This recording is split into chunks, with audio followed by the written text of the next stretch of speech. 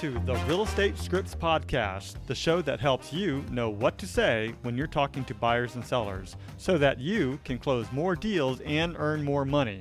I'm Darren Tunstall, a real estate professional, coach, and #1 best-selling author. Let's get into this.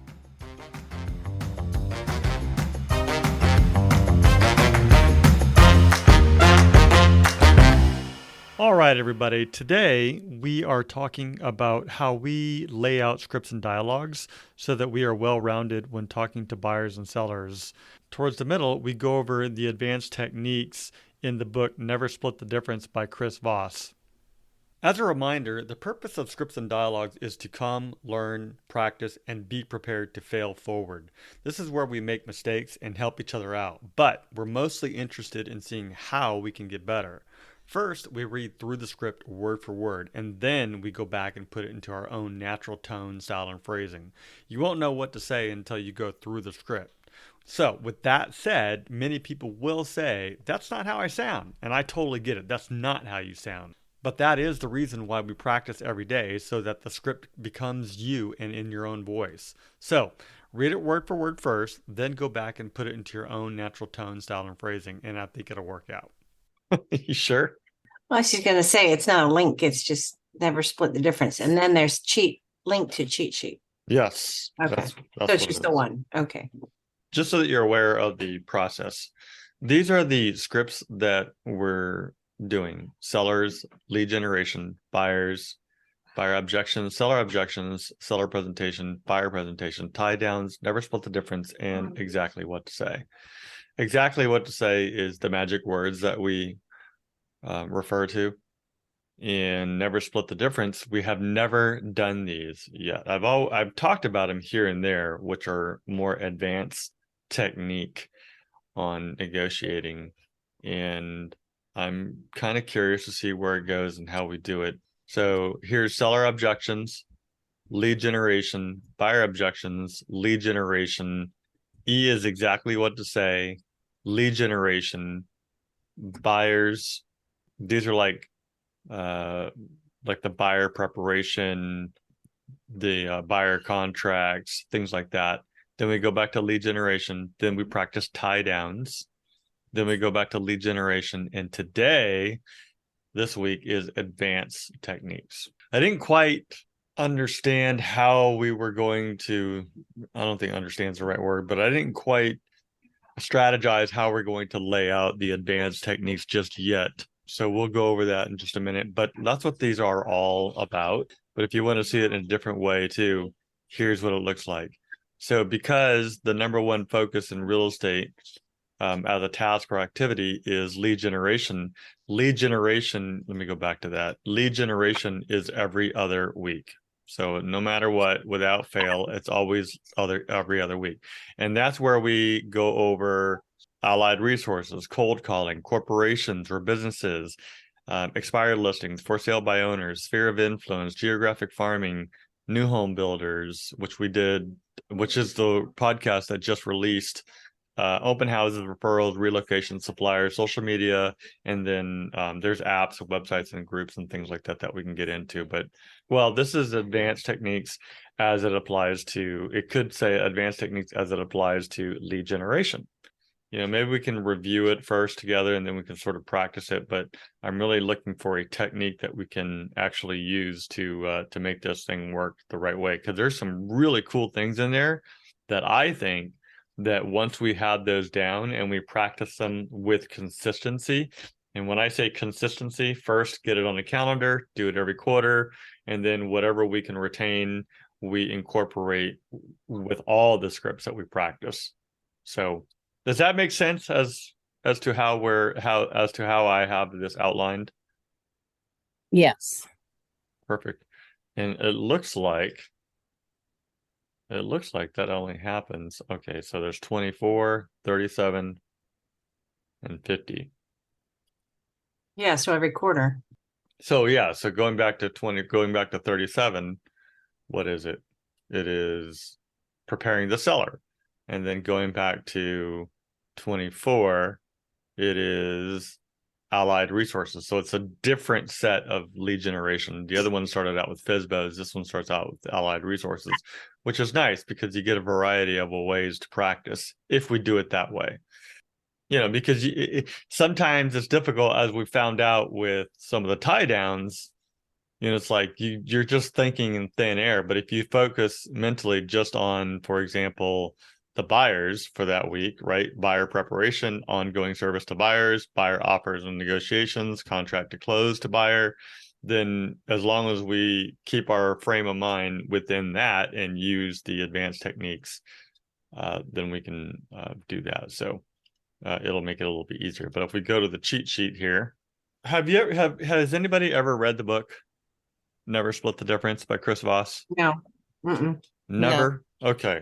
Then that's okay, because this cheat sheet, you have access to it. This cheat sheet is really a summary of the book Never Split the Difference, and he is a former lead FBI negotiator, international negotiator, and he's practiced and learned all these different techniques of how to get people out of a bank, talk people off of a building, shooter situations or crazy situations, and some of his stories are just amazing. But he's had to learn all these techniques, and he's taken these techniques and he's applied them to real world type negotiations. In fact, if you go to his YouTube channel, for example, he has, and a lot of people have actually picked up on this, he has all these different techniques that you can apply to, like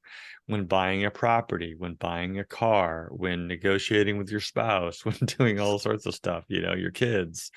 And I find it very, very fascinating. And he actually has a course too on just for real estate. There's 8 videos out there that he put out, but the other people have picked up on it and created their own. Some of these we've already heard, like the mirror, that one pops out right in front of me. But the way that he uses mirroring is, for example, he starts the sentence out with "I'm sorry," right? And then whatever the technique. So I'm looking at this part right here in the 5 steps of mirroring process. The number 1 step is to use the late night FM DJ voice. So in other words, you lower your voice, and you could be talking to a buyer. Look, I'm sorry that the offer didn't go your way. And what I think we should do from here. So you lower your voice and you get down into that late night DJ voice. He obviously does it better because he's a pro. And you mirror, you have some silence and wait at least 4 seconds. Let the silence do its work, and you just kind of work situations out, whatever the scenario is in that. One of the ones, so I'm just kind of going down this for right now. Like I said, validate someone's emotions by acknowledging it. So here's one that we can use all the time, and I think a lot of us do use it all the time. It seems like, and you label it, whatever it is. It sounds like blank, you label it, and it looks like blank, you label it. Pause to let the label sink in. Other party will fill the silence. Every 4th verbalization should be a label. So I actually use these quite a bit. And here's the beauty of it. It seems like you're a little upset, and you wait. The nice thing about these is if someone is upset, then they're going to let you know, and they're going to let you know why. If they're not upset, they're like, no, not upset. Oh, okay, well, you didn't say that they were. You only said it seems like they are. Right? So you're not accusing anybody of being upset. Or it sounds like, or it looks like it sounds like a 3-bedroom, 2.5 bath might be sufficient for what you're looking for. And then you're quiet. Or it sounds like this home may not be a good fit for you, or it looks like you're ready to move forward on making an offer. stuff like that. What else could we fill that in with as it relates to, say, for example, buyers? And I didn't label it here, but if I go over here, but so for week 11, if we did it for preparing the buyer I have to, one, yeah, go for it. which is actually a true scenario with Mm-hmm. it looks like you need to reduce your debt before you move forward to buy a house. You're just not there yet. Your income's not where it needs to be. It's not stable enough in comparison with the amount of debt you have. How's that? It's good from what, because I've heard him speak many times. The only suggestion I would say is do it. So say it again, shorten it up, and wait for about 4 seconds. Okay. It looks like you need to wait a little bit before you move forward. Okay. Yeah, I think you're right. It's It just your income isn't where it needs to be and your debt's too high. No, it sounds like you're right on that, and I'll get back with Chuck and talk about what I can do to get us back on track. Awesome. You have a great down payment. We just need to work on the other stuff. Well, I appreciate you saying that. So let's take it another way. So say it again. Okay. It looks like you may have to wait about 6 months before you move forward. Um, what makes you say that? I'm curious. Well, in speaking with your lender, she recommends that you reduce your debt and perhaps get a more stable income because you're not hitting 40 hours a week every week. So your income is variable. Yeah, well, it is. It is a little bit variable. However, I did work it out, and I haven't had a chance to talk to him about this. My in-laws are going to be co-signers and also loaning us $250,000 as a down payment. So it's going to reduce our payment significantly, I'm sure. I haven't talked to him yet, but I'm sure it's going to put us in a lot better position. There's no doubt I got to fix my credit because that's always been bad, and I got to do that. But I think that's going to be extremely helpful. What do you think? Actually, it seems like your credit is okay. You just have a lot of debt. So if you use the 250 to pay down your debt, that might be a better scenario. Yeah, the only thing that they won't do is pay off my debt. They'll pay off they'll pay for a house because they want their daughter to live somewhere, but they won't take care of my personal debt, which, I understand. It sounds like you have some conversations ahead of you with your parents. It seems like you don't have a whole lot of faith in me, Emily. Just kidding. It seems like Debbie might be a better realtor for you. It looks like Debbie wants to say something. So Debbie, give us some examples as it relates to a buyer preparing a buyer to buy a house. And remember, when I say preparing a buyer to buy a house, think about what we do to prepare a buyer. We meet them, we get them under contract, we get them pre-approved. These are everything that we do to prepare the buyer. We have a discussion with them, what it's going to be like, especially like if it's in a bit in a crazy market where there's multiple offers and we have to compete with that. So you can pick any one of those scenarios and decide how you're going to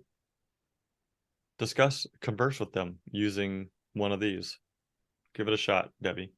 Well, Darren, so what I'm hearing is that you're adamant about wanting to live in this neighborhood, but at the pricing of this neighborhood, we're going to have to something's got to give somewhere. What do you think about this? So I think you're on the right track, Debbie. Let's rephrase that in one of those three. Oh, and keep, yeah. Okay. Okay. and keep it short and then stop and talk to Emily. Oh, okay.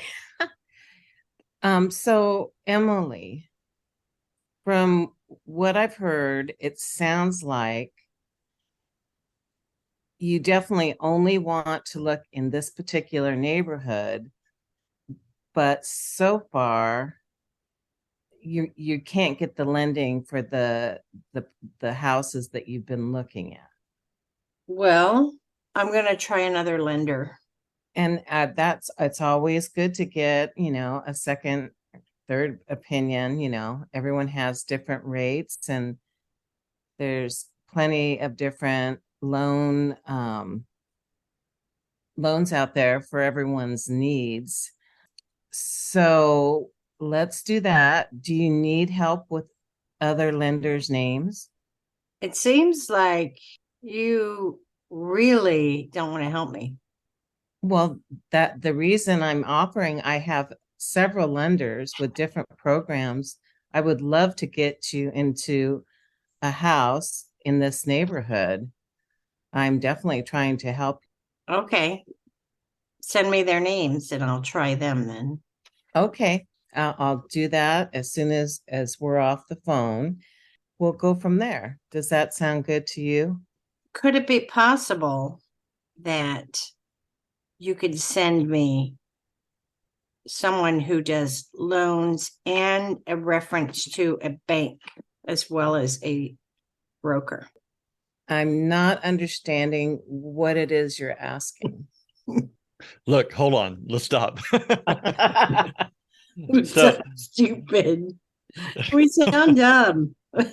No, but I get it, but it sounds very strange. It well, sounds because like it's like the Yes. tie downs. You can we're really go trying back. too hard. We are. But it started out right. And then, what made me immediately think when you came back, hey, it sounds like you don't really want to work with me.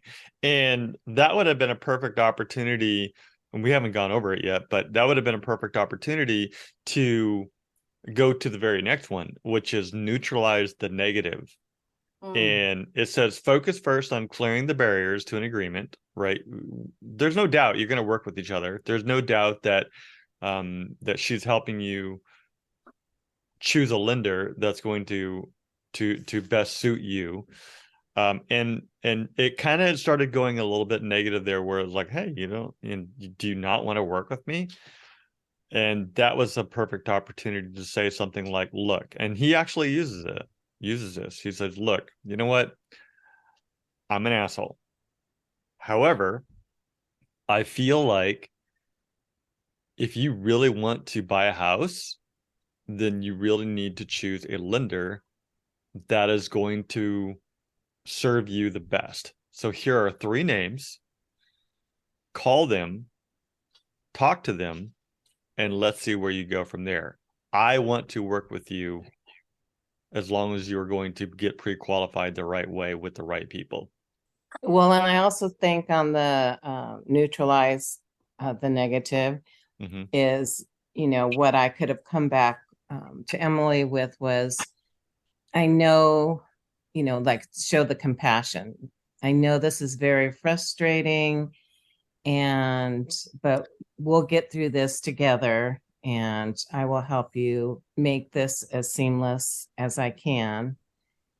We just need to get the lender is our first big hurdle. That's right. Absolutely. The number 3 is the most important, in my opinion, which is like what you just said, replace it with a positive or something compassionate or a solution-based thought. So let's set up that scenario again, where we kind of go to the negative way, and then the opposite person has to neutralize that negative.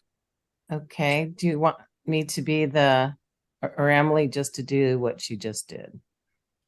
Same thing. Yes, same thing. Go. Well, Emily, I just don't know if this is working out. It doesn't seem like you're really helping me.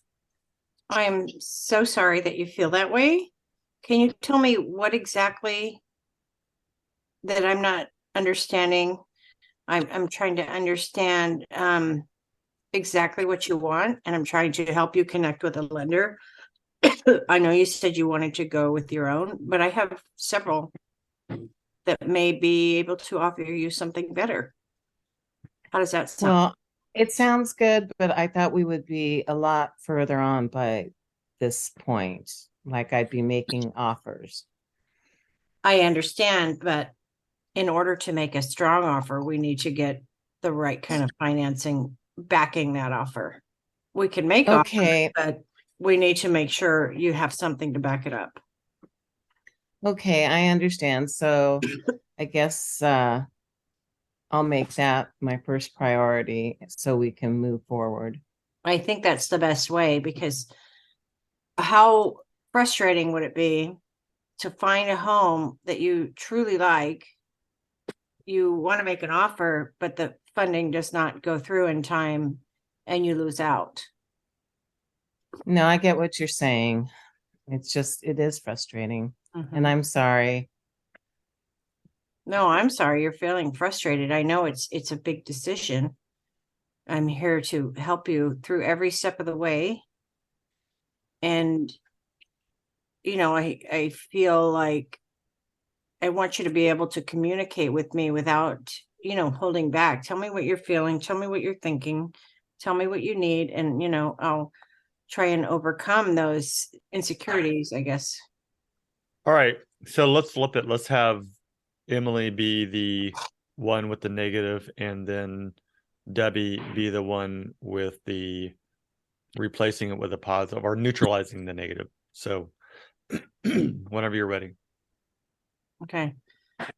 Debbie, it seems like you don't think I can afford a house in La Mesa, and you're trying to get me to move to Lemon Grove. Well, Emily, it's not me that's trying to get you to not live in La Mesa. It's not having the pre-approved loans that we can't move forward until we get a lender approval, and then we'll know exactly what you can afford. And I know you really want to live in La Mesa, and that's going to be our goal. But sometimes, if you open up a little bit, the further east you go, you can get a lot more for your money. But we're not even at that point yet. We need to get the pre-approval from a lender and see where we stand. And I know it's frustrating, and it's not the way they used to sell real estate, where you just hopped in the car and went and looked at all these houses. But in this market, you have to be one step ahead, and that's the purpose of us working together to make sure that we get you the home with all of your wants and needs. Does that make Okay. sense? It does, yes. Well, Right. I'll send you the name of more lenders, and it's always best to get a second or even third opinion. Okay. Okay. All right. So cool. It's 9 o'clock. I'm just going to flip through some of the rest of these just so that you see accusation audit, start with no. Some of these are really fascinating, and email magic, which I've actually used this. Have you given up on this project yet? This is probably, and this could be a texting thing too, but have you given up on this project yet? If you have a client or a family member or anything that you're working on and they haven't responded to you for a while, just send them this one-liner and that's it. And 9 times out of 10, you're going to get a response. It's kind of a fascinating. I have actually used it a couple of times, and you're either going to get like a yes or a no or a long drawn out answer. That's right. It's interesting. Yesterday, I was listening to a podcast. Didn't realize that it's kind of weird because I have it on the schedule to talk about advanced techniques by Chris Voss with Never Split the Difference. And he was on a podcast that I was listening to. And he was the guest speaker. And what he was talking about was that's right. And pretty much, I mean, he talked about a lot of stuff, but he spent a lot of time on that's right. And because that's right is so direct. You know, when you tell someone that's right, that means there is no other answer. That is correct. And It's like you validate them. yes, that's right. Just like that. And then bad, yes, you're right. You know, so you want to say that's right versus yes, you're right. So we can go over some more of these two later on. Summary to trigger, that's right. So there's these different ways of getting a that's right. Because really what you're doing in a hostage situation, for example, and I'm not a hostage negotiator, by the way, other than I'm keeping you 5 minutes over 9 o'clock right now. They're in a hostage negotiation situation from my understanding is you're trying to get them the hostage the bad guys to say that's right to you, you know, because once they start agreeing with you, this is sort of like a tie down. Once they start agreeing with you, that's right. Now you get me, Mr. Negotiator, Mrs. Negotiator. You understand who I am and where I'm coming from. Once they feel that I am aligning with them, then they start to open up with us. So essentially, with a buyer and a seller, you're leading them down a way to say that's right to us. You know, going back to the lender situation, once we get compassionate, once we get solution based, you know, look, here's the thing. In our contract, we have 3 days to submit the offer and also submit the proof of payment, how you're going to pay, and that is in the form of a lender approval letter. If we don't have that, it's going to be null and void anyways. Doesn't it seem like it's best to have that up front and submit it with the offer? Then the answer is, that's right. Or yeah, you're right. Something like that. But then now they're agreeing with you. Okay, cool. Let's do that. We've got things dealing with deadlines, got things with 3 uses of fair, anchor extreme, loss aversion, been their reality. I'm just going to read through the rest of these, then we can get going here. Calibrated questions. Great questions here. What makes you ask? What about blank is important to you? How can I help make this better for us? There's so much more. The how, phrases to use, how am I supposed to do that? This is fantastic, especially when we're like going back and forth on an offer or talking about credits. Maybe they had a home inspection. There's a whole bunch of different things, because when they say never split the difference, this isn't in here, but what makes people think that just because you did a home inspection and you found $2,500 worth of work that I have to drop my price? You know, you don't have to. You could just simply come back as the listing agent, for example, and say, well, what makes you say that I got to drop my price? You know, rather than saying no, you know, or how am I supposed to do that? I need $850 for this house. How am I supposed to drop the price? That's what my buyers need. And there's more to it. Obviously, you don't just, you know, it takes practice and true understanding. That's why they're advanced, and these are a little bit more difficult. But I think by having these as an edge, it helps us to negotiate the deal in our client's best interest. 7% content, 38% tone. I like that. Actually, that's pretty true. What's that? The 73855. What makes you say it's true though, Emily? Because I use this a lot in my job when you're coaching people. Right now, especially, we're going through a transition where we're elevating service, and it's all in the delivery, the tone of voice, and your body language. People will buy in to what you're saying when you come from a point where where you're using a proper tone of voice, because if you come off standoffish or you have a body language that even if people aren't cognizant of, it throws a different kind of vibe into the conversation that you're trying to have with that person. Mm. Yeah, or Plus, if you roll your eyes. yeah. Plus, everybody's different. You have to, whoever your audience is, you have to, I work with so many different types of people, ages, backgrounds, upbringings, ethnicities, genders. And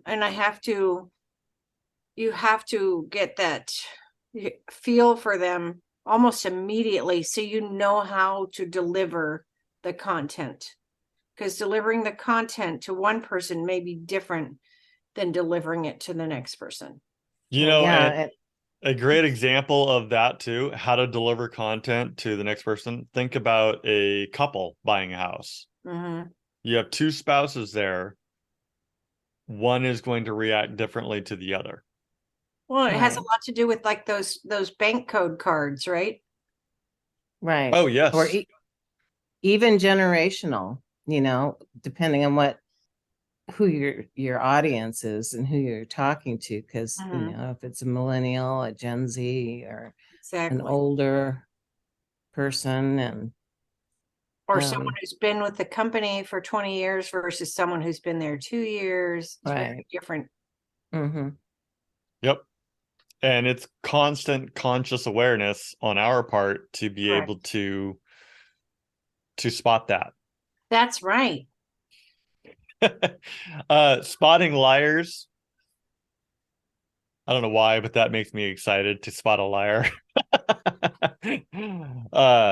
Spot decision makers. Again, going back to the spouse, right? Mhm. Use my own name.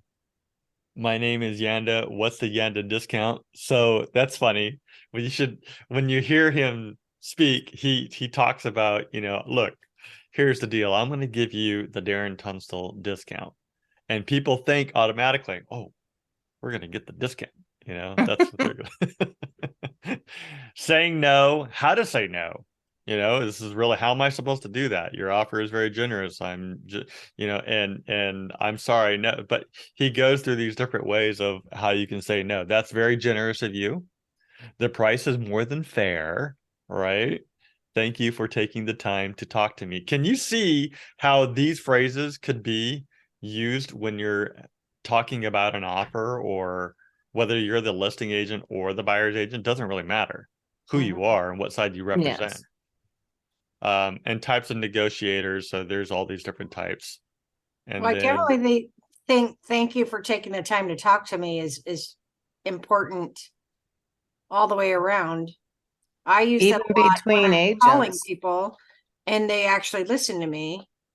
I try and always thank them for their time because, thank you for talking to me, but thank you for taking the time to listen.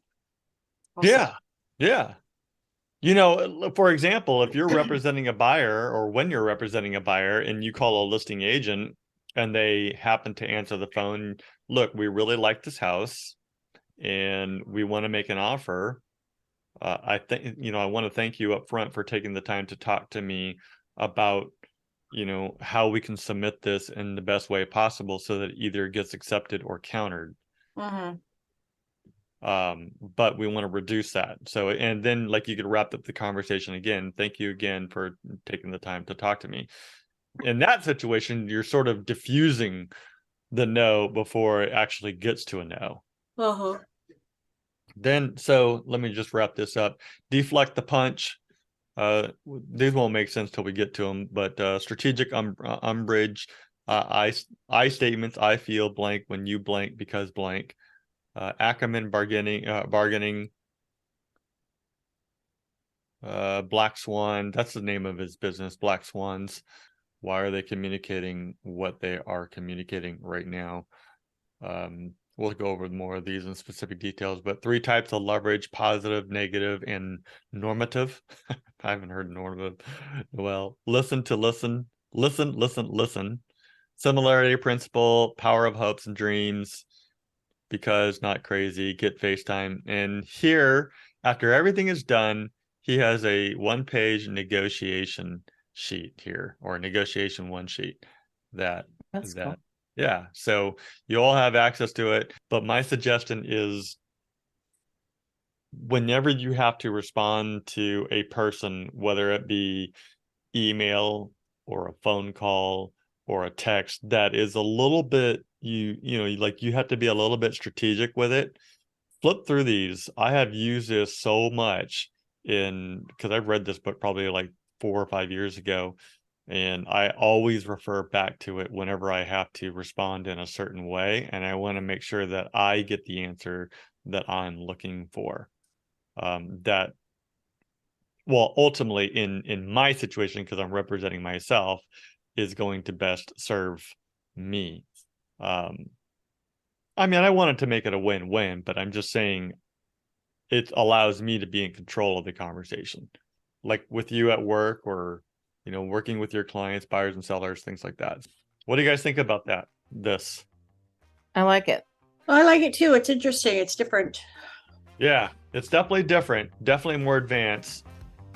All right, so that's the script. I hope that you found it very useful. To download the script, just go ahead and head over to realestatescriptspodcast.com. There'll be a link there for you to download the script.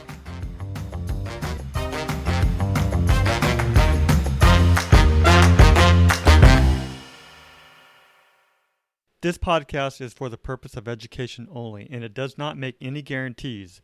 We suggest you seek out the help of your broker, coach, or mentor for specific situations. Brought to you by Darren Tunstall at Repros, California DRE number 018534445.